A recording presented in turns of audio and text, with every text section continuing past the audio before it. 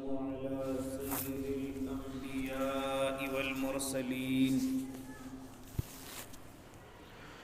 وعلى آله وأصحابه وأزواجه وذرياته أجمعين. أما بعد فأعوذ بالله من الشيطان الرجيم. بسم الله الرحمن الرحيم.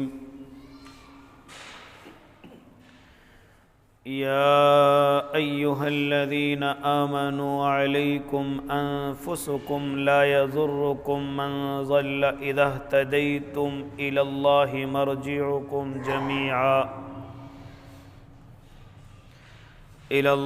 مرجعكم جميعا فينبئكم بما كنتم تعملون.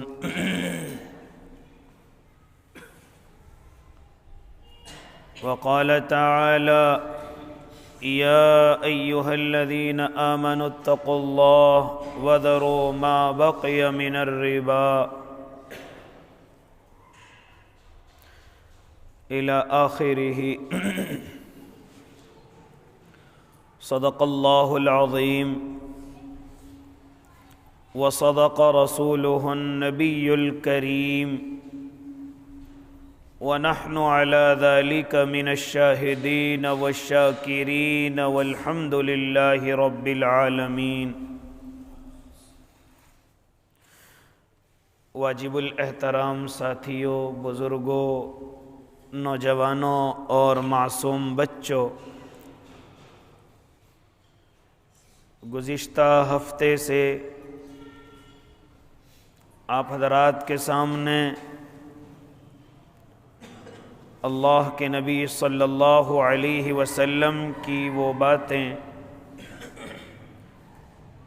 جو قیامت سے پہلے پیش آنے والی ہیں، جو میرے اور آپ کے آقا محبوب خدا صلی اللہ علیہ وسلم بتا کر کے چلے گئے ہیں،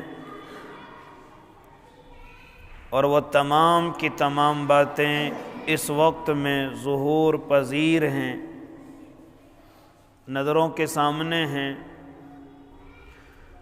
بڑے خوش نصیب ہیں وہ انسان جو ان تمام باتوں سے بچے ہوئے ہیں، اور بڑے بد نصیب ہیں وہ انسان کہ جن کو محبوب نے پہلے ہی آگاہ کر دیا ہو، لیکن پھر بھی وہ ان تمام کی تمام خطاؤں سے اپنے آپ کو نہیں بچاتے. اللہ کے نبی صلی اللہ علیہ وسلم اسی لیے قیامت تک آنے والے انسانوں کے لیے نبی ہیں کہ آپ دنیا میں ہیں، جو اس وقت میں انسان موجود ہیں وہ بھی آپ کی باتوں پر چلیں گے، اور جو آنے والے ہیں قیامت سے پہلے وہ بھی محبوب خدا کی تقلید کریں گے، ان کے پیچھے اپنی زندگی گزاریں گے اور کامیاب کہلائیں گے. تو میرے آقا نے پوری جو یہ زندگانی ہے قیامت تک کے جتنے بھی لمحات ہیں ان سب کے لیے آنے کا حق بھی ادا کر دیا، اور مجھے اور آپ کو آگاہ بھی کر دیا. اب ہم قیامت کے میدان میں جا کر کے یہ نہیں کہہ سکتے کہ ان باتوں کا ہمیں معلوم نہیں تھا، ہمیں کسی نے سمجھایا نہیں تھا. جب ان گناہوں کی وجہ سے پکڑ ہوگی تو ہمارے پاس یہ کوئی بہانہ نہیں ہوگا کہ ہمیں ان گناہوں کا معلوم نہیں تھا، کیونکہ میرے اور آپ کے آقا حق ادا کر کے گئے ہیں، صحابہ پر ذمہ داری لگا کے گئے ہیں، تابعین نے اس ذمہ داری کو نبھایا ہے، اولیاء اللہ اسی کی محنت کر کے گئے ہیں، اور آج بھی علماء کرام وہ تمام کی تمام باتیں کبھی تنہائی میں، کبھی سب کے سامنے، کبھی جلسوں میں، کبھی مجلسوں میں، کبھی خانقاہوں میں، کبھی مدرسوں میں مجھے اور آپ کو سمجھاتے رہتے ہیں، بتلاتے رہتے ہیں. یہاں تک کہ اب تو موبائل کا دور ہے، اس کے ذریعے سے بھی علماء کرام جہاں تک ان کی بات پہنچے اس محنت میں لگے ہوئے ہیں. اس لیے اب یہ نہیں کہہ سکتے کہ ہمیں فلاں گناہ کا نہیں معلوم تھا، فلاں غلطی کا نہیں معلوم تھا۔ اس لیے میں نے کوشش کی کہ وہ کچھ باتیں آپ حضرات کے سامنے وہ لائی جائیں، آپ کے گوش گزار کی جائیں۔ اللہ مجھے بھی عمل کی توفیق دے، آپ کو بھی عمل کی توفیق دے۔ اس لیے اللہ کے نیک بندو، فرمایا کہ قیامت سے پہلے اتنی فتنوں کی یہ دور کی نشانیاں ہوں گی، جب تمہارے زمانے میں یہ اس طرح کی نشانیاں پائی جانے لگیں تو سمجھ لینا یہ فتنوں کے دور کی نشانیاں ہیں، یہ اسی وقت کی علامتیں ہیں، اور اس کے بعد قیامت کا انتظار کیا جائے، اس زمین کے تہس نہس ہونے کا انتظار کیا جائے۔ اور ایسا نہیں ہے کہ میرے محبوب نے صرف نشانیاں بتلائی ہوں، بلکہ ان سے بچنے کے راستے بھی بتلائے، ان سے بچنے کے طریقے بھی بتلائے۔ یہ نہیں کہہ سکتا کوئی انسان کہ ہمارے پاس بچنے کا راستہ نہیں تھا، ہمارے تمام کے تمام راستے بند ہو گئے تھے، یہ بھی بہانہ اس وقت میں چلنے والا نہیں ہے۔ اس لیے او اللہ کے نیک بندو، کوشش یہ کی گئی کہ وہ فتنے کی تمام نشانیاں، تمام تو نہیں جتنی بھی ذہن کے اندر آ سکتی ہیں، وہ نشانیاں آپ حضرات کے گوشے گزار کی جائیں۔ حضرت اقدس حضرت مولانا یوسف لدھانوی رحمۃ اللہ علیہ اپنی کتاب کے اندر وہ 72 نشانیاں نقل فرما رہے ہیں۔ حضرت حذیفہ ان کے راوی ہیں کہ قیامت سے پہلے اور فتنوں کے دور کی یہ نشانیاں ہوں گی۔ خود محبوب خدا صلی اللہ علیہ وسلم ارشاد فرما کر کے گئے ہیں، سب سے پہلی اور سب سے اہم نشانی جو اللہ کے نبی نے ارشاد فرمائی تھی وہ یہ تھی کہ وہ لوگوں، میری امت کے لوگ نمازوں کو غارت کرنے لگیں گے، نمازوں کو برباد کرنے لگیں گے، نمازوں کو بالکل چھوڑ دیں گے۔ حالانکہ صحابی ان باتوں پر یقین نہیں کر رہا ہے، یہاں تک کہ جو بھی سنتا ہے اس کے دل کو اطمینان نہیں پہنچتا کہ ایمان والا نماز کیسے چھوڑ سکتا ہے، کیونکہ ان کے زمانے میں اگر کوئی فاسق و فاجر بھی ہوتا، اگر کوئی گناہگار بھی ہوتا، اگر کوئی غلطی کر کے زندگی گزارنے والا بھی ہوتا، یہاں تک کہ اگر کوئی منافق بھی ہوتا، میرے آقا اور صحابہ کے زمانے میں وہ بھی نماز نہیں چھوڑتا تھا۔ لیکن میرے آقا نے فرمایا کہ قیامت کی نشانیوں میں سے ایک بڑی اور ایک اہم نشانی یہ ہوگی کہ میری امت کے لوگ نمازوں کو غارت کرنے لگیں گے، نمازوں کو چھوڑنے لگیں گے۔ او اللہ کے نیک بندو، ذرا دیکھو آج میرے اور آپ کے دلوں میں نماز کی کیا اہمیت ہے؟ کوئی اہمیت نہیں۔ کاروبار کی اہمیت ہے، اپنے مہمان اپنے ضروری کاموں کی اہمیت ہے، نماز کی کوئی اہمیت نہیں۔ نماز تو میں اور آپ اس وقت پڑھتے ہیں جب کوئی پریشانی سر پر آ جائے، جب کوئی مصیبت بیماری کی شکل میں گھر میں مجھے اور آپ کو کسی پریشانی میں گھیر لیا جائے، چلو مسجدوں کے لیے۔ کاش ایسا بھی ہوتا تو شاید کوئی انسان ایسا ہوتا جو نمازوں کا پابند نہ ہوتا، لیکن اب تو یہ بھی ختم ہو گیا، کیونکہ ہماری پریشانیاں اب دموں سے ٹھیک ہونے لگی ہیں، ہماری پریشانیاں اب تعویذ اور گنڈوں سے ختم ہونے لگی ہیں، ہماری پریشانیاں کسی بزرگ سے ہاتھ ملا لو ان سے ختم ہونے لگی ہیں، ہماری پریشانیاں کاغذ کے تعویذوں سے ختم ہونے لگی ہیں، یہاں تک کہ بڑی بڑی پریشانیوں کو ہم نے سمجھ لیا کہ ان کاغذ کے ٹکڑوں سے یہ تمام کی تمام پریشانیاں۔ اب تو نمازوں کو بھی میں اور آپ پریشانیوں کے وقت میں نہیں آتے، فوراً پہنچتے ہیں۔ کون ہے دیکھنے والا؟ کون ہے جو مجھے دیکھے گا؟ کون ہے جو میرے کاروبار کو دیکھے گا؟ کون ہے جو میرے گھر کو دیکھے گا؟ ایک وقت تو تھا کہ انسان ذرا سا پریشان ہوتا فوراً اللہ کی طرف بھاگتا، فوراً اپنے اللہ کے سامنے آنسو بہاتا، نماز کی 2 رکعتیں پڑھتا، ہاتھ پھیلاتا تو میرا اللہ اس کے یقین کو مکمل کرتا۔ لیکن اب یہ دیکھا جا رہا ہے ہے کہ اب ایسے وقت میں بھی انسان مسجد میں آنے کے لیے تیار نہیں ہے، بلکہ ایسے انسان کے پاس جا رہا ہے، ذرا دکھاؤں کسی نے مجھے کچھ کرا تو نہیں دیا ہے۔ اور بڑے اچھے ہیں وہ تمام کے تمام حضرات، کوئی ان کے پاس مریض آئے وہ یہ کہہ دے کہ نمازوں کی پابندی کی جائے، وہ یہ کہہ دے کہ اللہ کو راضی کیا جائے، ورنہ بہت کم عصر حاضر میں وہ لوگ ہیں تعویذ تو دے رہے ہیں لیکن کسی کو یہ نہیں کہہ رہے او اللہ کے بندے نمازوں کا پابند ہو جا، اللہ کو راضی کرنے والا ہو جا۔ لیکن جو ہیں ان کے لیے دعا کی جائے کہ وہ ایسے وقت میں ان کو نمازوں کا پابند بناتے ہیں۔ اس لیے وہ اللہ کے نیک بندو، اس وقت میں تو فاسق اور فاجر گناہوں میں ڈوبا ہوا، یہاں تک کہ بڑے بڑے گناہ کرنے والا، یہاں تک کہ اللہ کی نظروں میں بھی منافق اس وقت میں نماز نہیں چھوڑتا تھا، بلکہ بعض راوی تو نقل یہ کرتے ہیں کہ بعض منافق تو اگلی صفوں میں آ کر کے بیٹھتے ہیں، میرے آقا کی صحبت اختیار کرتے ہیں، میرے آقا کی مجلس میں بیٹھتے ہیں، یہاں تک کہ جب جہاد کا اعلان کیا جاتا تو آقا کے ساتھ جہاد بھی کرتے ہیں۔ بالکل بظاہر نظر نہیں آتا تھا کہ یہ منافق ہے، اس کی نمازوں کی وجہ سے، اس کی داڑھی کی بناوٹ کی وجہ سے، اس کے کرتے اور پائجامے اور عمامے کی وجہ سے اور اللہ کے نبی کے ساتھ رہنے کی وجہ سے بالکل یہ نظر نہیں آتا تھا کہ یہ منافق ہے، اللہ کا دشمن ہے، اس کے دین کا دشمن ہے۔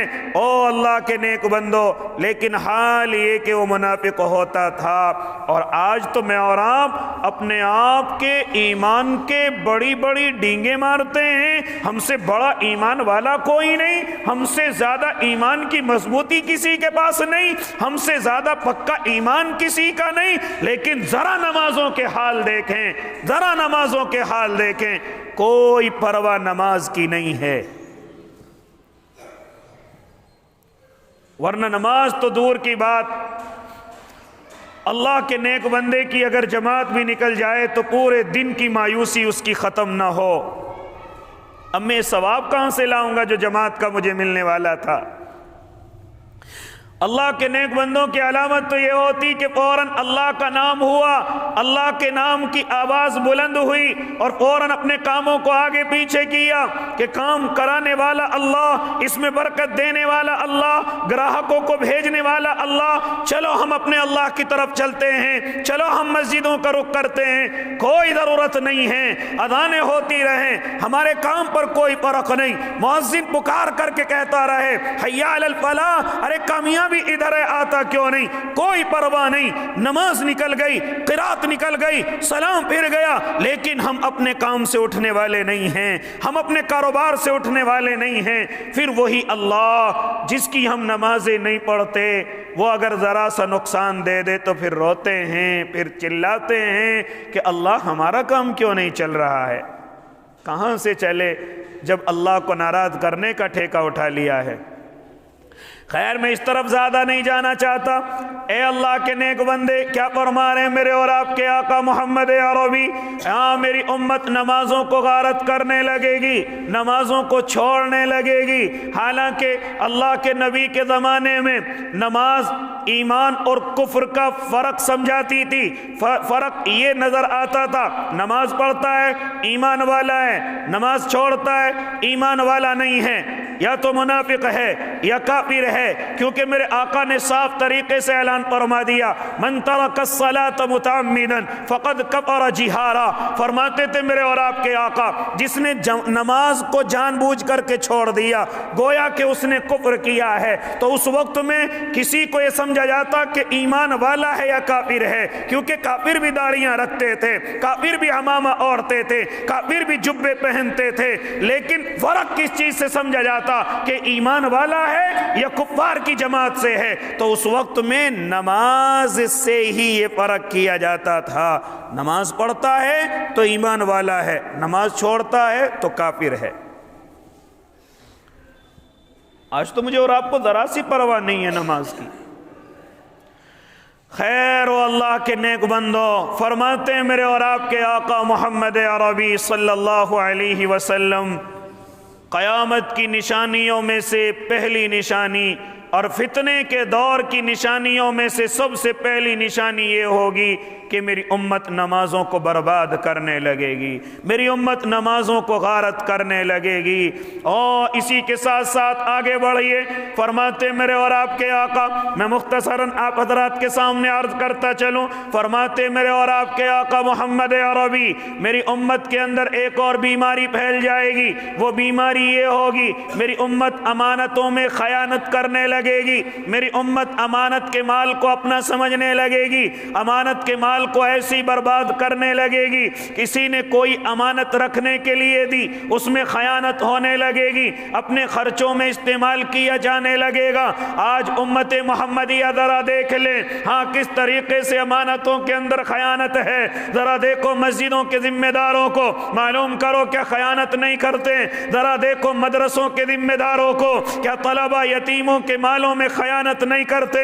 ذرا معلوم کرو ہاں قوم اور برادری کے ذمہ داروں کو کہ کس طریقے سے برادریوں کو بیچ کر کے خیانت کر رہے ہیں۔ معلوم کرو محلے اور کالونی اور شہر کے ذمہ داروں کو، ہاں تم راستوں کے پیسے جو قوم کی امانت ہے ان کو کھا کر کے بیٹھ گئے ہو۔ معلوم کرو ان سے جو ان کے لیے نل اور پانی کے انتظام کے لیے پیسے آئے ہیں، کیا اوپر سے نیچے تک نہیں کھائے جا رہے ہیں؟ کیا راستوں کے پیسے نہیں کھائے جا رہے ہیں؟ کیا راشن روزی روٹی کے پیسے نہیں کھائے جا رہے ہیں؟ او اللہ کے نیک بندو، کہیں تک پہنچ جاؤ، میرے اور آپ کے آقا محمد عربی فرما رہے ہیں کہ میری امت امانت میں خیانت کرنے لگے گی، امانت کے پیسے کو خرد برد کرنے لگے گی۔ اور آپ سن کر کے تعجب کریں گے کہ خالی امانت میں خیانت کرنا یہ پیسہ نہیں، بلکہ اگر تم کسی کی بات چھپ کر کے سنتے ہو یہ بھی امانت میں خیانت ہے، بغیر اجازت کے موبائل کے اندر ریکارڈنگ کرتے ہو یہ بھی امانت میں خیانت ہے، کسی کی بات چھپ کر کے سنتے ہو یہ بھی امانت میں خیانت ہے۔ تمہارا کوئی دوست ہے وہ تمہیں اندر کی اپنے بچوں کی، بیوی کی، گھر کی باتیں بتاتا ہے، اسے دوسروں سے جا کر کے کہتے ہو یہ بھی امانت کے اندر خیانت ہے۔ اس لیے آج لوگوں کے دوستیوں سے بھروسے اٹھ چکے ہیں، ہمدردی سے بھروسے اٹھ چکے ہیں۔ آخر ہم اپنی کہانی کس کو سنائیں، اپنے گھر کے رونے کس کو بتائیں؟ کیونکہ انسان کی یہ فطرت ہوتی ہے کہ اس پر جو پریشانی اور مصیبت آتی ہے اگر وہ کسی کو شیئر کر دے، اگر وہ کسی کو بتا دے تو پریشانی اس کو اپنی ہلکی سمجھتا ہے، اسے ایک سکون سمجھتا ہے۔ کاش میرا کوئی دوست ہو، کاش میرا کوئی بھائی ہو، کاش میرا کوئی ہمدرد ہو، میں اس کو یہ پریشانیاں بتلاؤں۔ مجھے معلوم ہے وہ میرا ساتھ تو نہیں دے گا، لیکن اس کو بتا کر کے کچھ پریشانیوں میں ہلکا پن آ جائے گا۔ لیکن آج کے زمانے میں کس کو بتائے؟ ذرا سے بات زبان سے نکلنے کے بعد آپ ایک یا دو دن بعد محلے کے کسی بھی آدمی سے معلوم کر لو، اس کے گھر میں تو ایسا ہو رہا ہے، اس کے بچوں کے ساتھ تو ایسا ہو رہا ہے، اس کی بیوی کے ساتھ تو ایسا ہو رہا ہے۔ یہ سب کیا ہے؟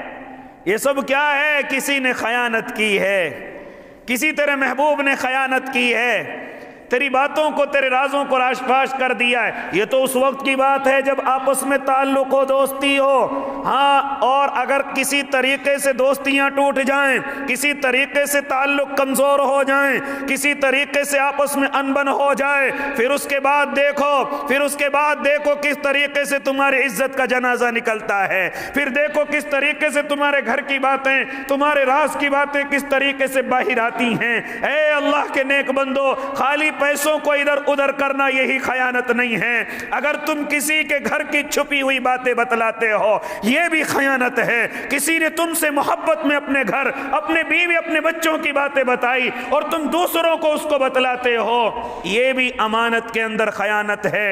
اتنا ہی بڑا گناہ ہے جو کسی کے پیسے اپنی مرضی سے خرچ کرتا ہے، جس طرح وہ گناہ ہے اسی طریقے سے کسی کی باتوں کو دوسروں کے پاس پہنچانا یہ بھی اسی طریقے سے گناہ عظیم ہے، گناہ عظیم ہے۔ اس لیے فرماتے تھے میرے اور آپ کے آقا کہ میری امت امانت میں خیانت کرنے لگے گی، میری امت امانت میں خیانت کرنے لگے گی۔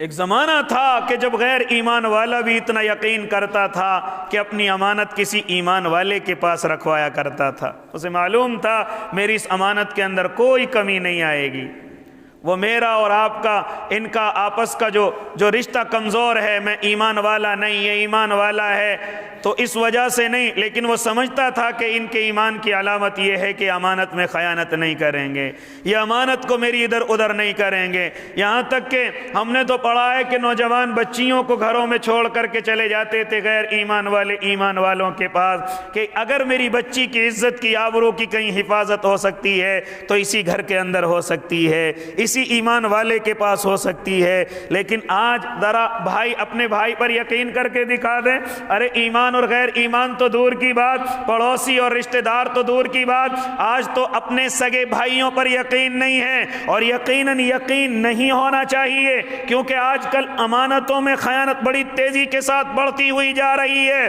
فوراً رشتوں کو تار تار کر دیا جاتا ہے۔ ہاں آج کل یقین بھی نہیں ہونا چاہیے، کیونکہ آج امت مسلمہ اس دروازے پر کھڑی ہوئی ہے کہ اس پر کوئی باتوں کا تو کیا ذرا سرتی برابر بھی یقین کرنے کے لیے تیار نہیں ہے۔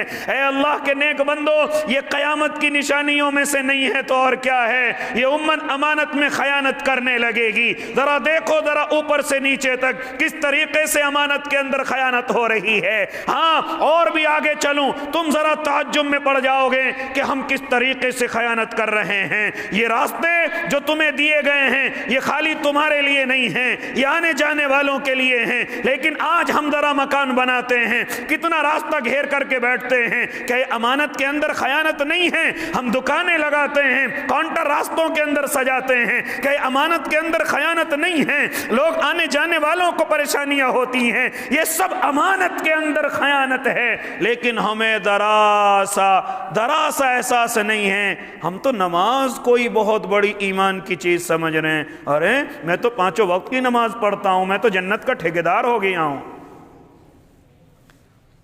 لیکن ذرا حالات دیکھیں میں اور آپ۔ خیر اور مختصراً عرض کرتا چلوں، کیا فرماتے میرے اور آپ کے آقا، میری امت امانت کے اندر خیانت کرنے لگے گی۔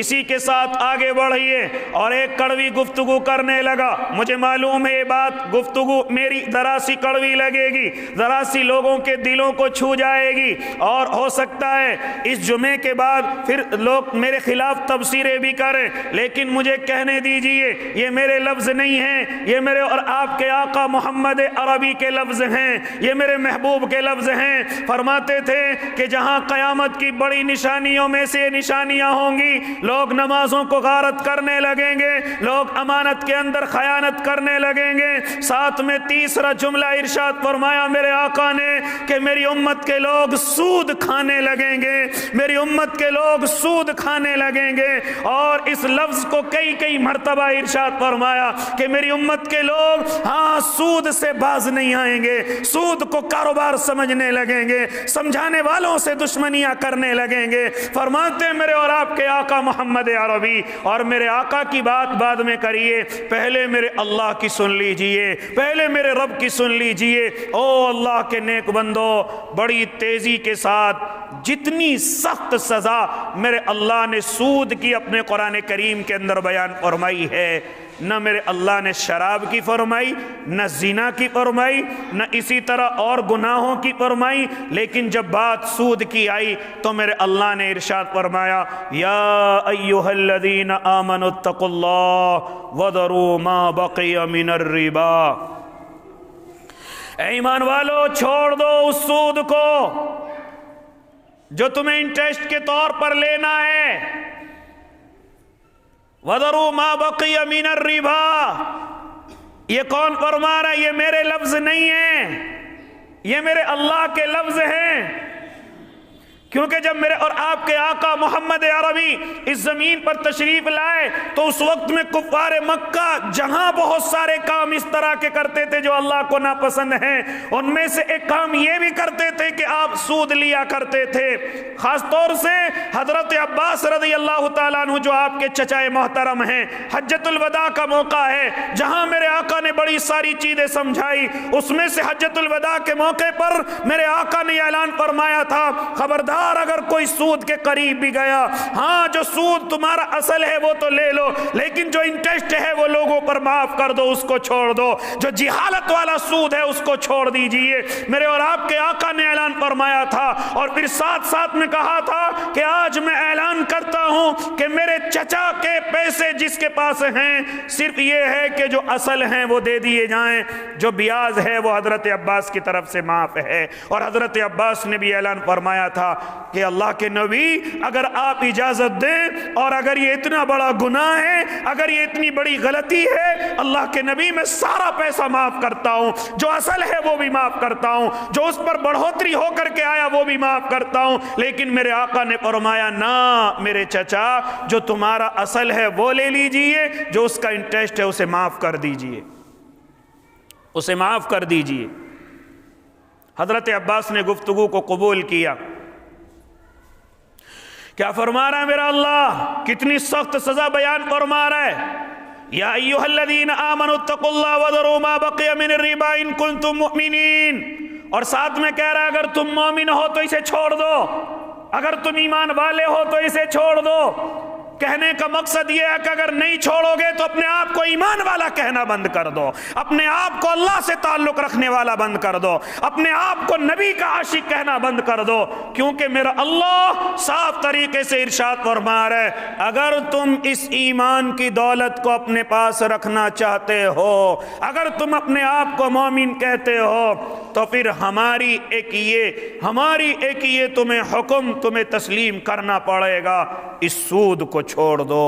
اگر نہیں چھوڑو گے تو یاد رکھنا تمہیں ایمان والوں میں شامل نہیں کیا جائے گا۔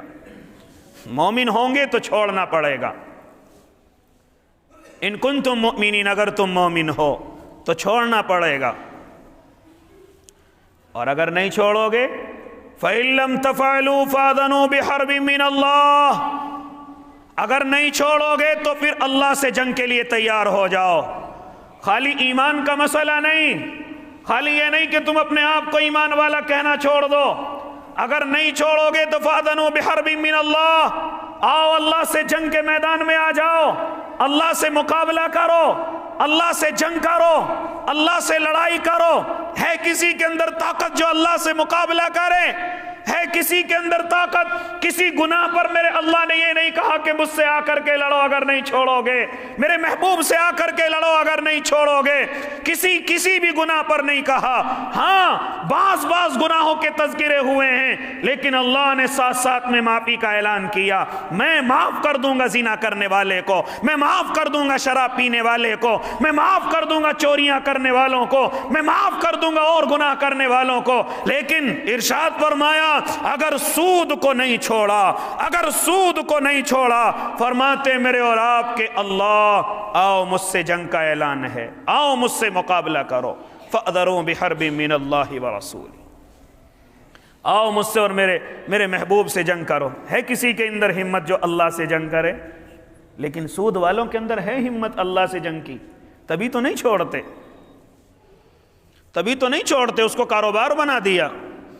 اللہ کے نبی کے زمانے میں بھی بہت سارے لوگوں نے اس پر اعتراض کیا تھا، یہ تو کاروبار ہے، اپنا پیسہ دے کر کے پیسے کما رہے ہیں، یہ تو کاروبار ہے۔ کیا فرمایا تو میرے اللہ نے یمحق اللہ الربا ویربی الصدقات، سود کبھی بھی تمہارے پیسوں کو نہیں بڑھائے گا، ہاں صدقہ تمہارے پیسوں کو ضرور بڑھا دے گا، یہ ہماری گارنٹی ہے۔ یہ اللہ رب العزت اپنی ذمہ داری لے رہا ہے کہ سود نہیں بڑھائے گا، تمہیں برباد کر دے گا، تمہیں ہلاک کر دے گا، تمہیں ایسی بیماریوں کے اندر مبتلا کر دے گا کہ جن سے تمہیں پیچھا چھٹانا مشکل ہو جائے گا، یہاں تک کہ کنجوسی آ جائے گی، تمہارے بچے تمہاری بیوی یہاں تک کہ دانے دانے تے ترسیں گے، پیسہ رکھا ہوا ہوگا لیکن نہیں خرچ کر سکتے کیونکہ لالچ گھس چکا ہوگا، اگر یہ خرچ کر لیے تو کیا ہوگا، کسی کو 10,000 دے دو 11,000 مہینے کے آئیں گے۔ سود خور سب سے بڑا کنجوس بھی ہوتا ہے۔ اس لیے اللہ کے نیک بندو، کسی گناہ پر یہ سزا میرے اللہ نے بیان نہیں فرمائی، کسی گناہ کی اتنی سخت سزا قرآن کریم کے اندر نہیں آئی کہ جتنی سخت سزا میرے اللہ نے سود خور کے لیے بیان کی ہے، سود خور کے لیے بیان کی ہے۔ کیا فرما رہے میرے اور آپ کے آقا محمد عربی؟ کیا فرما رہے؟ اور لوگوں، فتنوں کے دور کی نشانی یہ ہوگی کہ سود لوگ بالکل کھلم کھلا کھانے لگیں گے۔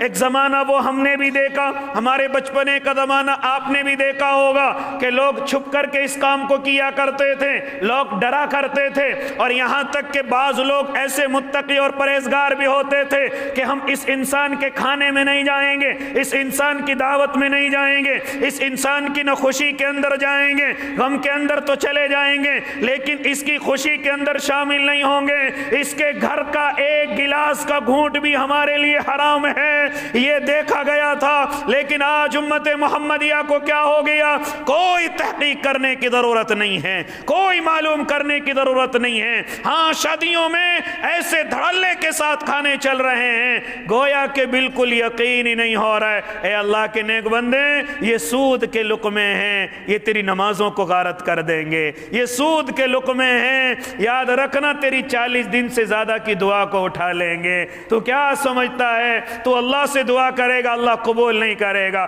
تو آنسو بہائے گا اللہ قبول نہیں کرے گا، تو سمجھے گا میری دعائیں کیوں نہیں قبول ہو رہی؟ ارے تو نے سود کے لقمے اپنے پیٹ میں پہنچائے ہیں، اللہ کیسے تیری دعا کو قبول کر لے گا؟ اللہ کیسے تیرے آنسوؤں کو قبول کر لے گا؟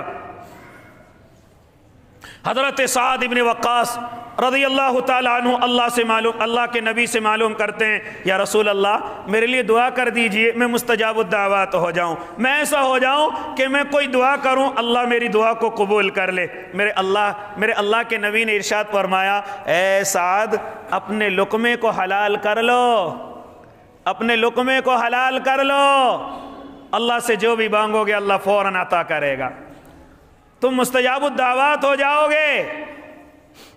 یہ نہیں کہا کہ اتنی بار صبح کے وقت تسبیح پڑھنا، شام کے وقت پڑھنا، نمازوں کی پابندی کرنا اللہ تمہاری دعاؤں کو قبول کرے گا، نہ میرے بھائی۔ کیا فرمایا میرے محبوب نے؟ اے سعد اپنے لقمے کو حلال کر لو، اپنے لقمے کو حلال کر لو، مشتبہ لقموں سے بھی بچ جاؤ، جن کے اندر شک ہو ان سے بھی بچ جاؤ، پھر جو تم دعا کرو گے اللہ تمہاری دعا کو ضرور قبول کرے گا۔ ساتھ ساتھ میں فرمایا، اے سعد ایک لقمہ حرام کا 40 دن کی دعا کی قبولیت کو اٹھا لیتا ہے۔ ہم تو پورے شکم سیر ہو کر کے آتے ہیں دعوتوں میں سے، کہاں سے آئے؟ فلاں صاحب بڑی اچھی شادی کی ہے، بڑا اچھا مہنگا منڈپ کیا ہے، اور کھانے کے اندر نہ جانے کتنے آئٹم تھے۔ اور اللہ کے بندے کاروبار اس کا کیا تھا؟ اجی یہ کیا بات کرتے ہو، کاروبار کیا تھا؟ آج کون بچ رہا ہے؟ آج کل کون بچ رہا ہے؟ آج کل کون؟ او اللہ کے بندے کوئی نہیں بچ رہا، تو بچ سکتا تھا، پھر کیوں روتا ہے اللہ کے سامنے میرا اللہ میری دعا کو قبول نہیں کرتا؟ تو اس لیے او اللہ کے نیک بندو، فرماتے ہیں میرے اور آپ کے آقا محمد عربی کہ میری امت کے لوگ فتنوں کے دور کی نشانیوں میں سے تیسری ایک اہم اور بڑی نشانی یہ ہوگی کہ سود کھلم کھلا کھایا جانے لگے گا۔ ہاں، سود ایک کاروبار بن جائے گا۔ ایک زمانہ وہ تھا کہ سود کا کام چھپ کر کے ہوتا ہے، لیکن آج یہ کاروبار بڑی تیزی کے ساتھ پھلتا اور پھولتا جا رہا ہے، ہمارے محلوں کے اندر بڑی تیزی کے ساتھ، اور ہمیں بالکل ذرا سی پرواہ نہیں ہے، ذرا سی ہمیں بالکل پرواہ نہیں ہے، اور ہم بڑی تیزی کے ساتھ ایسے لوگوں کے پاس بیٹھتے ہیں اور ادھار قرض مانگ رہے ہیں۔ اے اللہ کے نیک بندو مسلمانوں، تمہیں کیا ہو گیا ہے؟ میرے آقا نے فتنے کے دور کی نشانی بتلائی ہے۔